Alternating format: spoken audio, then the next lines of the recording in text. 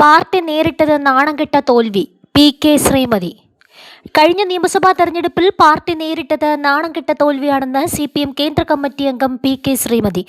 തെരഞ്ഞെടുപ്പിനെ പാർട്ടി ഒറ്റക്കെട്ടായാണ് നേരിട്ടതെന്നും അതിനാൽ ഈ കനത്ത തോൽവിയിൽ ഏതെങ്കിലും ഒരു നേതാവിനെ മാത്രം കുറ്റപ്പെടുത്താൻ കഴിയില്ലെന്നും അവർ വ്യക്തമാക്കി.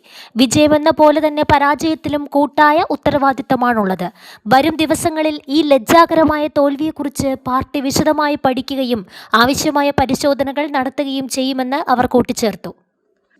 ലജ്ജാകരമായ, അങ്ങേയറ്റം നാണംകെട്ട ഒരു തോൽവി ഞങ്ങൾക്കുണ്ടായിട്ടുണ്ട്. ഞങ്ങളത് സ്വയം വിമർശനപരമായിട്ട് തന്നെ കാണുന്നു. അതിനെ സംബന്ധിച്ച് സൂക്ഷ്മമായ, ആഴത്തിലുള്ള പരിശോധന എല്ലാ തലങ്ങളിലും നടന്നുകൊണ്ടിരിക്കുകയാണ്. ഇതിനു മുമ്പും ഞങ്ങൾക്കിതിന് സമാനമായ തോൽവി ഉണ്ടായിട്ടുണ്ട്.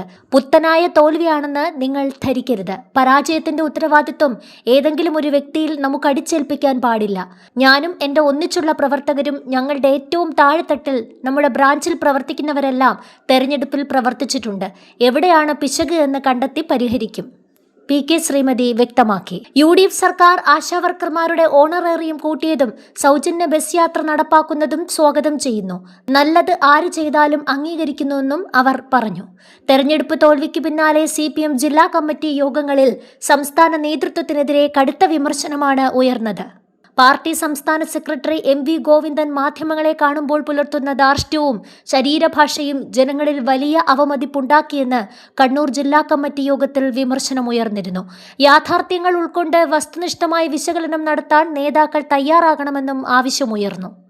മലബാറിലെ പാർട്ടി കോട്ടകളിലുണ്ടായ തിരിച്ചടിയും യോഗത്തിൽ ചർച്ചയായി. തളിപ്പറമ്പിൽ P.K. ശ്യാമളയ്ക്കെതിരെ അണികൾക്കിടയിലുണ്ടായ എതിർപ്പ് നേതൃത്വം അവഗണിച്ചത് വലിയ തിരിച്ചടിയായി.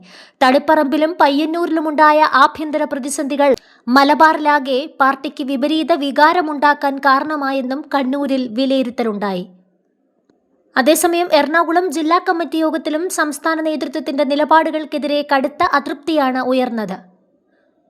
SNDP യോഗം ജനറൽ സെക്രട്ടറി വെള്ളാപ്പള്ളി നടേശൻ നടത്തിയ വർഗീയ പ്രസ്താവനകളെ പാർട്ടി കൃത്യസമയത്ത് തള്ളിപ്പറയാതിരുന്നത് തെരഞ്ഞെടുപ്പിൽ വലിയ തിരിച്ചടിയായെന്ന് എറണാകുളത്ത് വിമർശനമുയർന്നു. സ്ഥാനാർത്ഥി നിർണയത്തിൽ ഗുരുതരമായ പിഴവുകൾ സംഭവിച്ചിട്ടുണ്ട്. പാർട്ടിയിൽ പുതിയ കേഡർമാരെ വളർത്തിക്കൊണ്ടുവരുന്നതിന് ചില മുതിർന്ന നേതാക്കൾ തടസ്സം നിൽക്കുകയാണെന്നും വിമർശനമുയർന്നു.